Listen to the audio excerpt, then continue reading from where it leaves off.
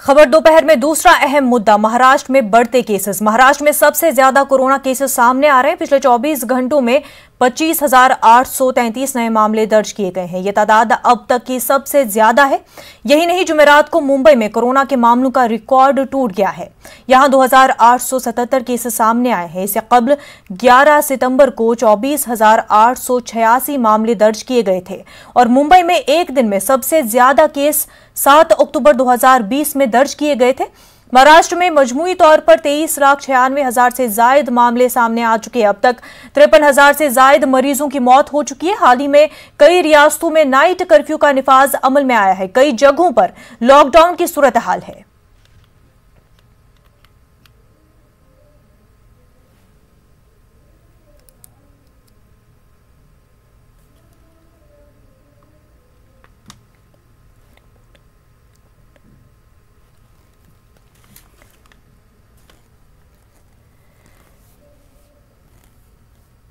तो नाज़रीन, इस वक्त हमारे साथ हमारे नुमाइंदे वसीम अंसारी बराह रास्त जुड़ चुके हैं और हमारे नुमाइंदे रवि गुलकारी भी हमारे साथ जुड़ चुके हैं। वसीम, जिस तरह से केसेस बढ़ते जा रहे हैं, रिकॉर्ड टूट चुका है महाराष्ट्र में, कितनी डेंजरस ये सिचुएशन है? देखिए, पिछले 10 दिनों में जिस तरह से पूरे महाराष्ट्र की बात करें तो काफी महत्वपूर्ण हो गया है। ये आम 10 दिन काफी अहम हो गए हैं और आने वाले दिनों को लेकर एक रणनीति तय करनी है सरकार को, क्योंकि पिछले 10 दिनों में लगातार जो कोरोना के मरीजों की संख्या बढ़ती हुई नजर आ रही थी। इसकी शुरुआत अमरावती से हुई थी। जब उस दौरान मुंबई की अमरावती की बात करें तो लगभग 200 से 300 मरीज दिखाई दे रहे थे, लेकिन जैसे जैसे दिन बीतते जा रहा है अब ये संख्या बढ़ते हुए हर जगह पे 2,000 से 3,000 के करीब पहुंचती नजर आने लगी है। और मुंबई की अगर बात करें तो एक दिन में 2,800 से ज्यादा मरीज यहाँ पे आए गए हैं। भीड़ भाड़ वाला इलाका है। यही आलम सिर्फ मुंबई का नहीं है। मुंबई के सटे जो इलाके हैं, चाहे थाना की बात करें, नई मुंबई की बात करें या फिर मीरा भाईंदर की बात करें या नजदीक के जो राज्य स्टेट है पूना, वहां की बात करें, नासिक की बात करें, इन 2-4 इलाके ऐसे हैं जहां पे काफी मुश्किल हो रही है, लोगों को दिक्कतें बढ़ रही हैं। जो कोरोना के पेशेंट है वो बढ़ रहे हैं। सरकार की तरफ से कई उपाय योजना की जा रही है। आज जिस तरह से सबसे बड़ा फैसला लिया गया है मुंबई बीएमसी की तरफ से कि मॉल में अगर आपको एंट्री करनी है तो आपको पहले आरटीपीसीआर टेस्ट कराना पड़ेगा और ये इससे लेकर आने वाले दिनों में हो सकता है कि पब को लेकर भी बाकायदा इसी तरह के रूल और रेगुलेशन जाहिर करें।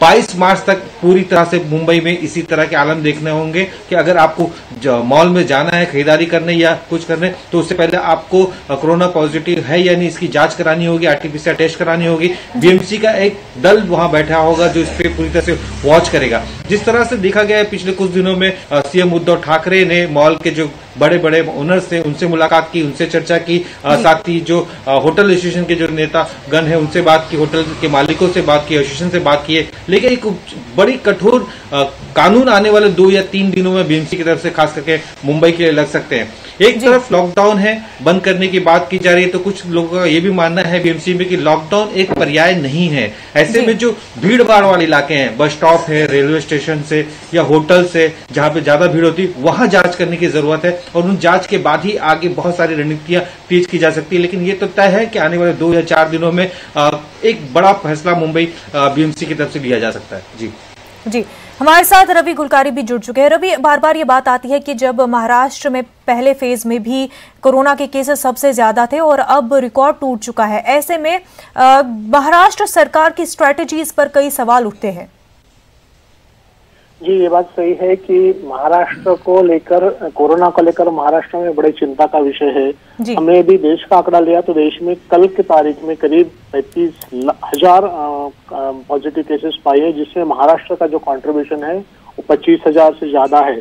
तो ये बात समझ में नहीं आ रही है कि ये कोरोना का जो इस प्रकार से स्प्रेड हो रहा है इसको कंट्रोल करने में महाराष्ट्र सरकार और लोकल एडमिनिस्ट्रेशन पूरी तरह नाकामयाब रहा है।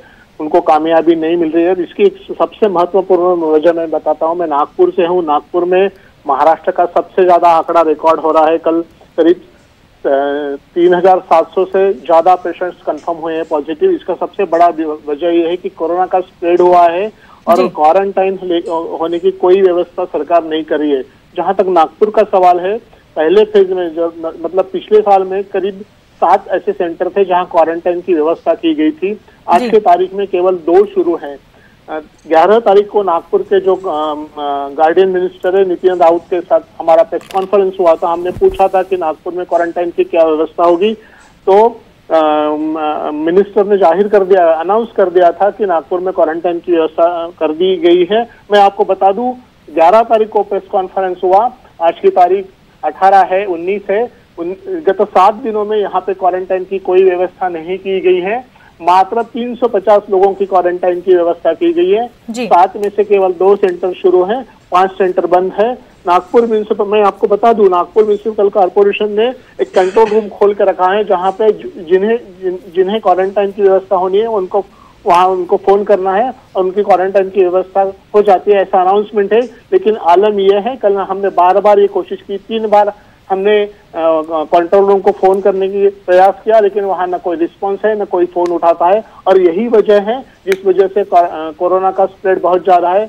गली गली कूचे के अंदर में कोरोना का स्प्रेड है। परिवार के सभी लोग पॉजिटिव नजर आ रहे हैं, लेकिन सरकार की ओर से किसी भी प्रकार की कोई व्यवस्था नहीं की जा रही है, न अनाउंसमेंट है, न कोई बैठकें हो रही है, न उसका कोई इम्प्लीमेंटेशन हो रहा है।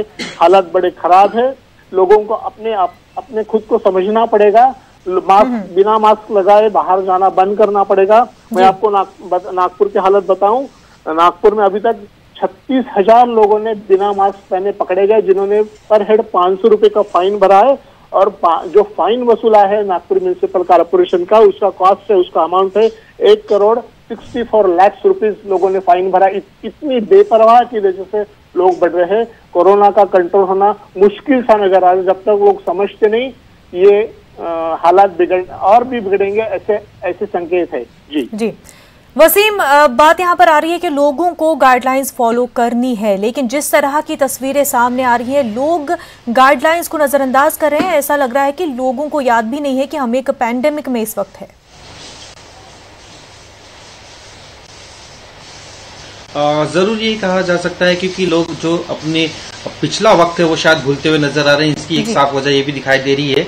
लेकिन महाराष्ट्र की अगर बात करें, जो नंबर्स बढ़ रहे हैं, इसके कई वजह हैं। देखा गया था पिछले कुछ दिनों में ग्राम पंचायत के चुनाव हुए थे, उस दौरान काफी भीड़ सड़कों पर उतरी थी, लोग एक दूसरे से मिल रहे थे, एक वजह ये भी है। और साथ ही जो सीजन चल रहा है, शादियों का सीजन चल रहा है, यहाँ पर देखा गया कि शादियों में जो नियम लगाए गए हैं, जो कानून व्यवस्था बनाई गई, उसका भी उल्लंघन हो रहा है। भीड़ भाड़ साफ तौर पे दिखाई दे रही है। होटल्स हैं, पब्स है, वहां पे जो लिमिटेशन है उससे भी ज्यादा लिमिटेशन दिखाई दे रहे हैं। तो पूरी तरह से उल्लंघन यहाँ पे साफ तौर पे दिखाई दे रहा है। पुणे में जिस तरह से नाइट कर्फ्यू लगाया था, आज हालात इस तरह से हो गए हैं कि ये कठोर कानून और बनाए जा सकते हैं। उस दौरान भी नाइट कर्फ्यू लगाया गया था, स्कूलों को बंद करने का आदेश दिया गया था, अत्यावश्यक सेवा शुरू करने की बात की गई थी। वही आलम नासिक का है, नासिक में भी इसी तरह की पाबंदी लगाई गई थी। लेकिन अब वहां पे जो मामले बढ़ते नजर आ रहे हैं, उसे देखकर वहां के जो गार्डियन मिनिस्टर है छगन भुजबल, उनका साफ तौर पर यह कहना था कि कठोर कार्रवाई की जा सकती है आने वाले 2 या 3 दिनों में। तो कहीं ना कहीं एक कठोर कार्रवाई की जा सकती है। अब मुंबई शहर की अगर बात करें तो जो सबसे स्लम इलाका है और इमारतों वाला इलाका है, तो इस बार एक नया पैटर्न देखने मिला है कि ये जो कोरोना के पेशेंट्स है, ये झोपड़पट्टी के इलाकों में कम नजर आ रहे हैं और इमारतों में रहने वाले जो लोग हैं वहां पर ज्यादा इनकी संख्या दिखाई दे रही है। जो परसेंटेज है वो बढ़ता हुआ नजर आ रहा है।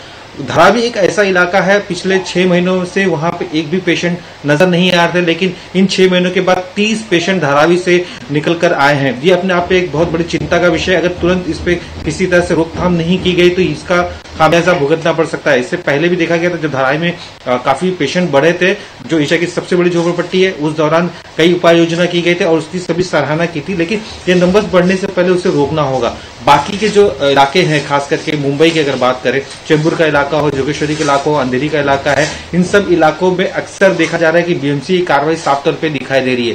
बीएमसी की तरफ से रोज पब पे छापेमारी होती है, वहां से फाइन वसूले जाते हैं, लेकिन इसके बावजूद भी किसी तरह से लोगों में डर या खौफ नजर आ नहीं रहा है। लोग जो नियम है उसका उल्लंघन करते जा रहे हैं। इसकी एक साफ वजह यही है कि आने वाले 2 से 3 दिनों में बीएमसी की तरफ से कठोर कार्रवाई का फैसला लिया जा सकता है, एक नियम बनाए जा सकते हैं और आने वाले 10 से 20 दिन के अंदर एक अलग ही माहौल साफ करके यहाँ पे मुंबई में देखने मिल सकता है। अब वेट एंड वॉच की स्थिति पे बीएमसी नजर आ रही है। जी बिल्कुल। रवि, ये बताएं कि जहां पर लोगों की बात करते हैं कि बार बार लोग गाइडलाइंस फॉलो नहीं कर रहे हैं, वहीं पर ऑपोजिशन और जो सरकार है आपस में इल्ज़ाम भी लगा रहे हैं। ऐसे में जब ऑपोजिशन ये कह रही है कि स्ट्रैटेजी नहीं है सही महाराष्ट्र सरकार की, तो वही जो महाराष्ट्र सरकार है वो भी ये इल्ज़ाम लगाती है जो ऑपोजिशन है कि वो गाइडलाइंस को फॉलो नहीं कर रही है। ऐसे में इस तरह की सियासत भी कोरोना के नाम पर हो रही है महाराष्ट्र में। जी ना, ये बात सही है कि महाराष्ट्र के अंदर में जो सत्ता पक्ष है और जो भी प्रतिपक्ष है, दोनों के बीच में लड़ाई हो रही है। जी, जैसा कल सेंटर से ये बताया गया कि जो वैक्सीनेशन की कॉपियां महाराष्ट्र को दी गई उसको डिस्ट्रीब्यूट नहीं किया गया है। तो ये कहीं ना कहीं हमको समझना पड़ेगा कि ये जो हालात बने हुए हैं ये सोसाइटी के लोगों के खिलाफ नहीं, इसमें कोई राजनीति करने की बात नहीं होनी चाहिए। लेकिन दुर्भाग्य है ये बातें हो रही है, सरकार समझ नहीं रही है। सरकार का, जहां तक महाराष्ट्र का सवाल है, महाराष्ट्र के अंदर में सियासी राजनीति ज्यादा है, कोई दूसरे इश्यूज चल रहे हैं जिसकी वजह से सरकार के जो आला अफसर है, सरकार के जो मंत्री है जिन्होंने ये सिचुएशन पे ध्यान देना चाहिए, ये नहीं हो रहा है। और सारा जो मामला है वो डिस्ट्रिक्ट एडमिनिस्ट्रेशन पर छोड़ दिया है। डिस्ट्रिक्ट एडमिनिस्ट्रेशन के पूरे देश में ये अनुभव रहा है कि डिस्ट्रिक्ट एडमिनिस्ट्रेशन जो भी एडमिनिस्ट्रेटर जो बात करता है उसको जमीनी जो हकीकत है उसके पता नहीं होता, और जिस वजह से ये सारा जो मामला है अनकंट्रोल्ड होते जा रहा है। इसको समझने की आवश्यकता है, राजनीति बंद करनी होगी, लोगों में जाना होगा। रवि, लोगों को चाहिए कि जो सियासी लीडरान है उनको चाहिए कि वो सियासत करना इस मुद्दे पर बंद करे, और बल्कि लीडरान बन के जो कि लीडरान वो है उसके तहत लोगों को एग्जाम्पल पेश करे कि वो किस तरह से कोरोना के गाइडलाइंस को फॉलो कर रहे हैं। ऐसे में न्यूज़ 18 उर्दू भी लगातार लोगों से यही अपील करता है कि वो कोरोना के जो गाइडलाइंस है उनको फॉलो करे, सोशल डिस्टेंसिंग मेंटेन करे और मास्क भी पहने। वसीम अंसारी बेहद शुक्रिया आपका, रवि गुलकारी आपका भी बेहद शुक्रिया। खबर दोपहर में इतना ही, आदाब।